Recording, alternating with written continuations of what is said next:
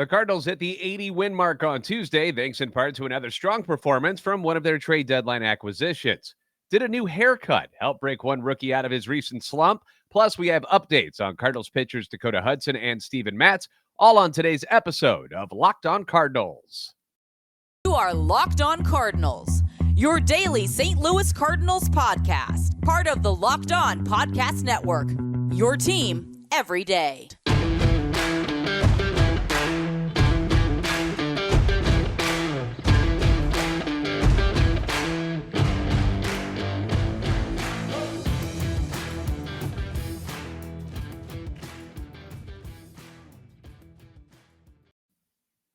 Hey there, Cardinals fans. I'm JD Haffern. I'm a national radio sports anchor, born and raised in the Lou, lifetime Cardinals fan, and I am your host for Locked On Cardinals, part of the Locked On Podcast Network, covering your team every day. You can follow me on Twitter at JD Sports Radio. Follow the podcast at LO_Cardinals on Twitter.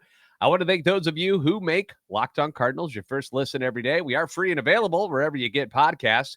You can subscribe on iTunes, Spotify, Google Podcast. We're also available on YouTube. You might be watching on YouTube right now. Be sure to like and subscribe and comment so you can interact with us. Don't be shy in the comments. If there's something I say that you don't like, talk about it. Bring it up. If there's things that I say that you do like, feel free to pat me on the back for something nice. It's all good, man. It's a show serving Cardinal Nation and giving the best fans of baseball all of the info about the birds on the bat. All right, so let's get into this. We recently looked ahead at the month of September, and we recognized that some of the juicy matchups that the Cardinals would have that could help them propel them towards an NL Central title. And one of the eye-opening portions of the schedule was the early part of the month where they faced the Cubs, which they swept. And then you had the Nationals, who they're playing right now, and then the Pirates. So that's the first 10 games for the Cardinals in the month of September. All three of those teams have been bad this year. We know this. Cubs are in a rebuild. Nationals traded away all their stars the last 2 years. Scherzer, Trey Turner, Juan Soto, Josh Bell. Scherzer, by the way, going on the disabled list for the Mets again today.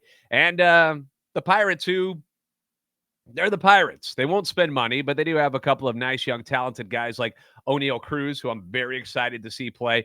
Ke'Bryan Hayes, who's also pretty good over at third base. They're fun guys to watch, but still not a great team.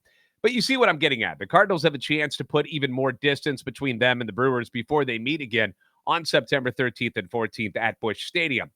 Monday was not what we expected, as the Cardinals bats got blanked by the Nats in a 6-0 loss. Now, granted, we did have the return of Jack Flaherty, which made us all feel very nice. I talked about that in depth in yesterday's episode and how huge it was that he not only pitched decent for the team, but he came out of it healthy as far as we've heard so far. So if you haven't seen that episode yet, please do so. A lot of chat about Jack Flaherty and how much he means to this ball club moving forward for the rest of the year. But getting shut out by the team with the worst record in baseball on Monday, it's not how you drew it up. No, not what you want. And remember, they only scored 2 runs in the previous game against the Cubs when they got that pinch hit 2-run home run by Mr. Albert Pujols. That's 2 runs in the last 2 games. It's hard to win that way. Part of baseball is you got to outscore your opponent to get victories. And the last 2 games, it has not happened. So Tuesday night, we were hoping for more, but who was it going to be? That's the question. And it's a great question about this team because you never know who the stars are going to be. Normally, you're going to get something from Goldie or Arenado, maybe Tyler O'Neill, Albert Pujols. Who was going to light the spark to get the offense going on Tuesday? That was the question.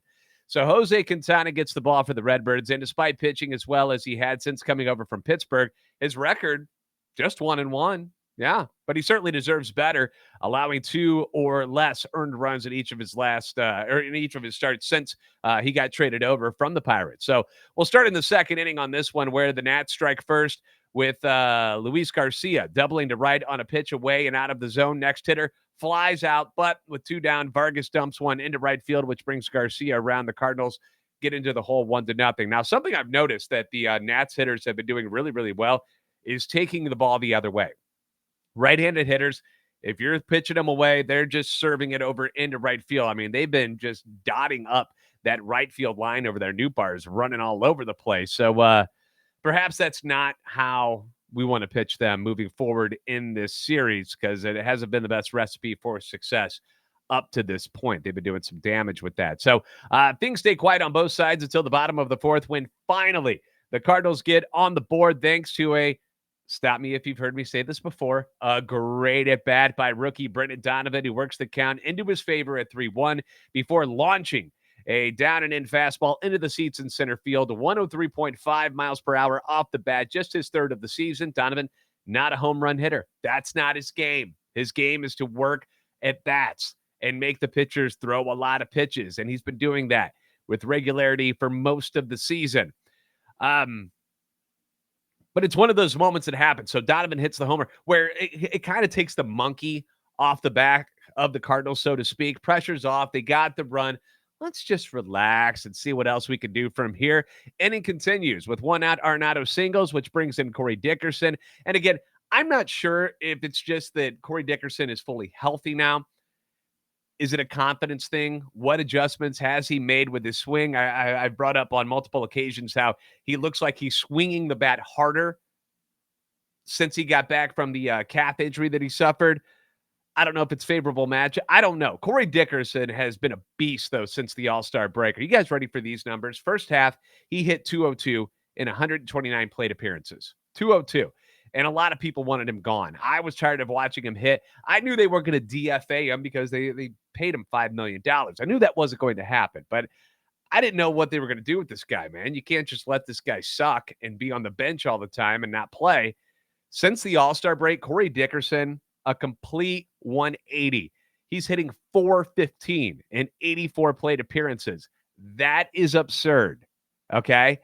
And he delivers again in this one. Hits a double into left, making it second and third with one out for Tyler O'Neill. Tyler stings one to left field, hits it hard, but it didn't get the launch angle. He had some top spin on it.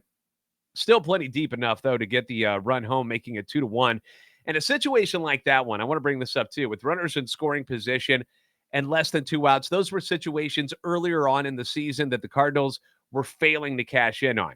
You'd get a strikeout or you get a pop out or just anything unproductive was going to happen, it seemed. But since the break, the Cardinals succeeding in these spots, and it's what winning baseball is all about. So now you got 2 outs, runner at second, and the rookie Nolan Gorman, who was sporting a new haircut. I don't know if you guys noticed this or on the telecast if they talked about it enough, but he chopped off his longer locks that he'd had since getting the call up. Personally, as a guy who played baseball into college, I don't know how some of these guys with the shaggy beards and the long hair, how they do it all summer. I have no idea. It is so damn hot. And if you grew up in St. Louis, you know how humid and thick things get in the Midwest. And kudos to the guys who can handle it, but man, there is no way I could last all summer with that flow. No way, Jose. So new fresh head of lettuce for Gorman. He's up at the dish, and boy, oh boy, have I been getting some comments, messages asking, why is Gorman even in the lineup? Considering the slump he's been in, I understand. The numbers have not been great, but I'll have more on Gorman later in the show. But in this moment, the rookie comes through, ripping a 1-1 fastball off the wall in right center. That scores Arenado, makes it 3-1. Meanwhile, Jose Quintana keeps pounding the zone, gets through 5 innings on 87 pitches, allows just 1 run on 5 hits, no walks, 5 strikeouts. Steady.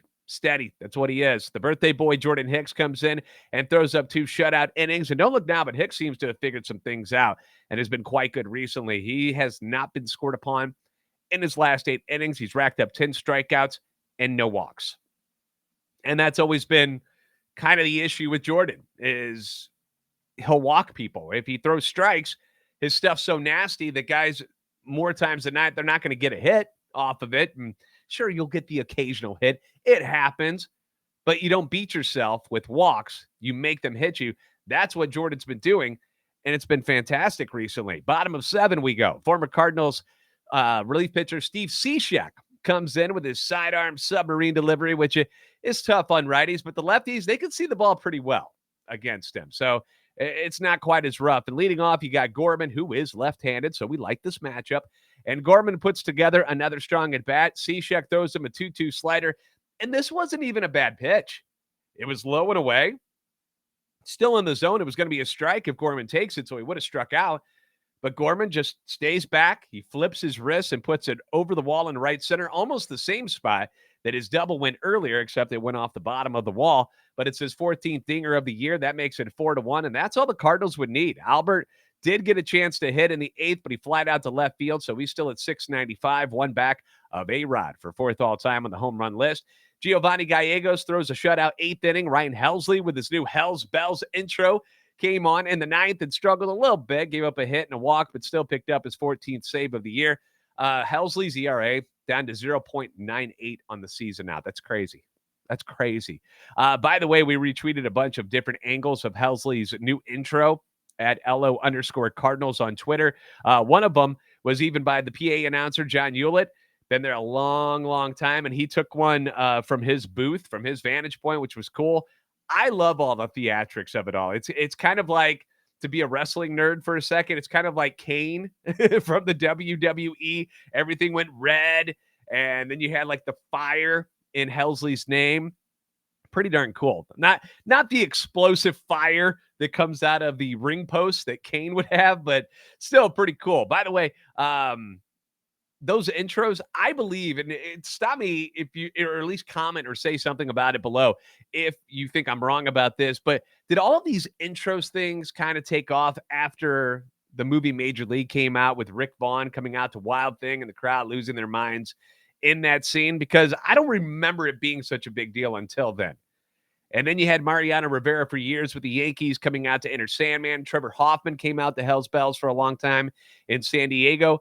Roldis Chapman came out to Rage Against the Machine when he was with the Reds. I don't know what he comes out to now when he went over to the Cubs and to the Yankees after that. But then this year, the hype about the closer coming out kind of returned with Edwin Diaz and the Mets. He's caught on a lot of fanfare just for the intro with his song that he comes out to with the horns and stuff. It's been a monster. So I don't blame the Cardinals one bit for trying to get their star closer some love with his new intro. Eventually, maybe, just maybe, because Cardinals fans are smart, and usually baseball fans and just sports fans in general, they'll find a way to interact with an intro like that. So maybe the crowd starts doing something like, they open up their phones and they have the light shining or blinking or something like that. At games that I do when I'm the PA announcer for a hockey team, like the crowd in certain points of the game, they bring out their phones and they're a part of it all. So maybe that's something the Cardinals fans will start doing. We'll see. But I loved it. I thought it was great. The Cards get their 80th win of the year. They're now 80-56, which is the 6th best record in the league, just one win less than the Yankees now. Who would imagine that after the start the Yankees had at the beginning of the year? Jose Quintana moves to 5-6, but he's 2-1 since coming to the Cardinals. ERA 3.15. Like I said earlier, steady. And a bonus, thanks to a 2-home run night, which included a 3-run walk-off by former Cardinal Randall Grichuk. Pound it, Randall, my man. The Rockies came back to beat the Brewers, so it's an 8.5-game lead again in the division.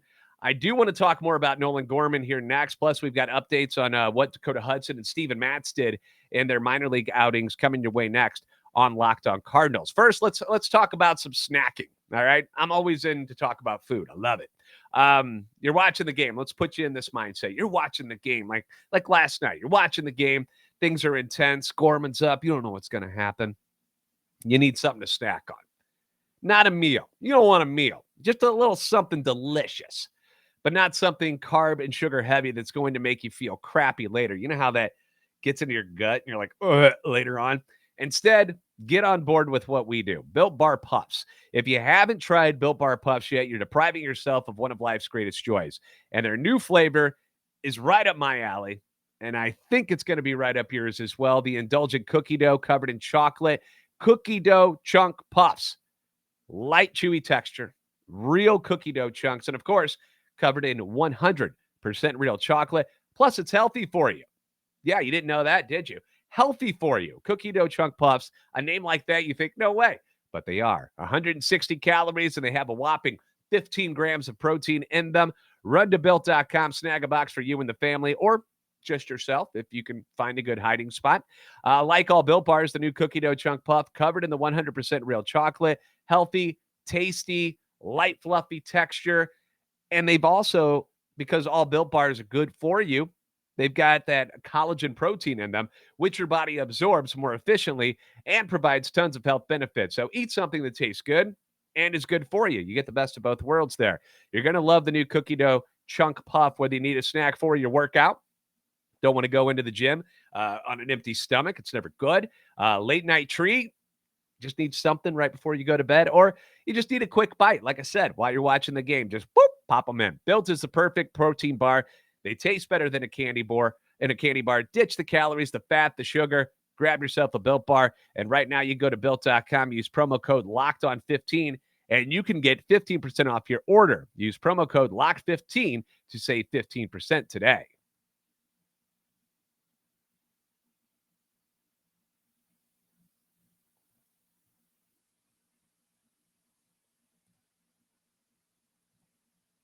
So in last night's win, Nolan Gorman led the way, going 2 for 3 with an RBI double and a solo home run.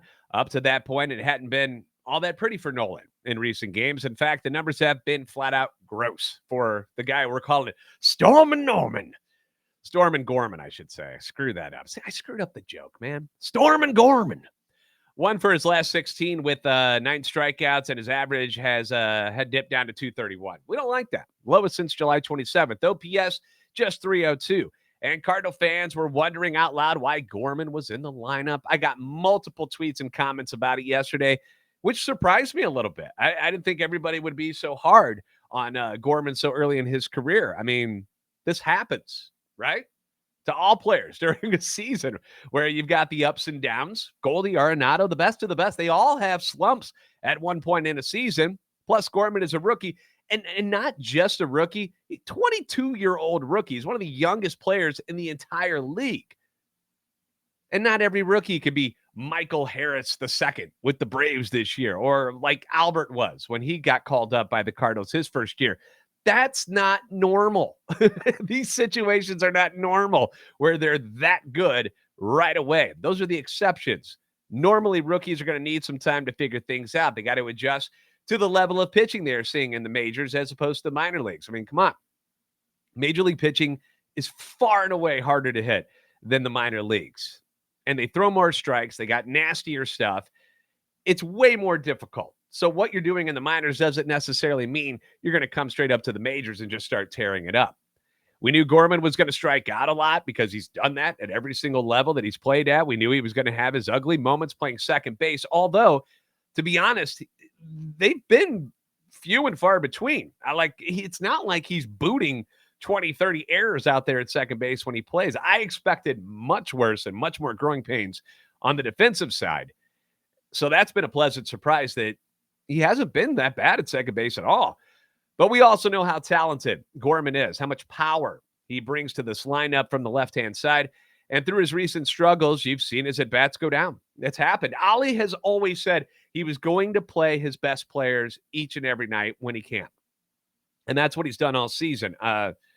You obviously can't play the same guys every single day. People need rest. But because of the emergence of Brendan Donovan and his solid play where he can go to multiple positions, and the phenomenal second halves by Corey Dickerson and Albert Pujols, the at-bats have been a lot more limited for not only Gorman, but Dylan Carlson. Dylan Carlson, who only starts against left-handers now when he does start. Heck, Carlson, I'm looking this up right now, 16 plate appearances in the last 2 weeks. Hasn't done much, but just 16 plate appearances.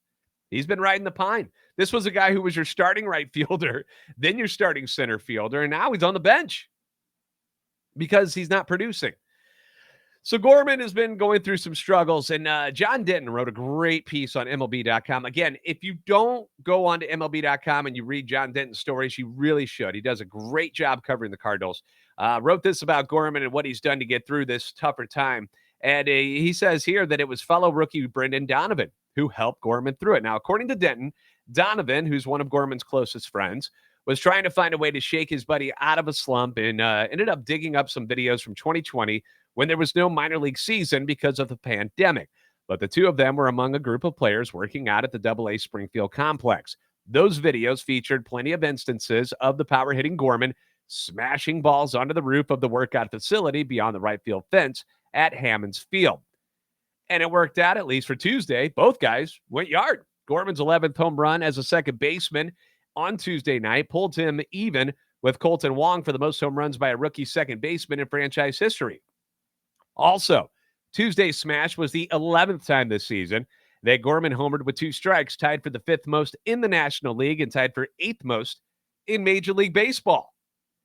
And if you look at the overall numbers, which Denton did, he pointed out that Gorman smashed 15 home runs and drove in 23 runs in 34 AAA games. Combine that with now 14 home runs and 35 RBIs that he's had in 83 games with the Cardinals, and Gorman's numbers this season: 29 home runs, 58 RBIs in 117 games.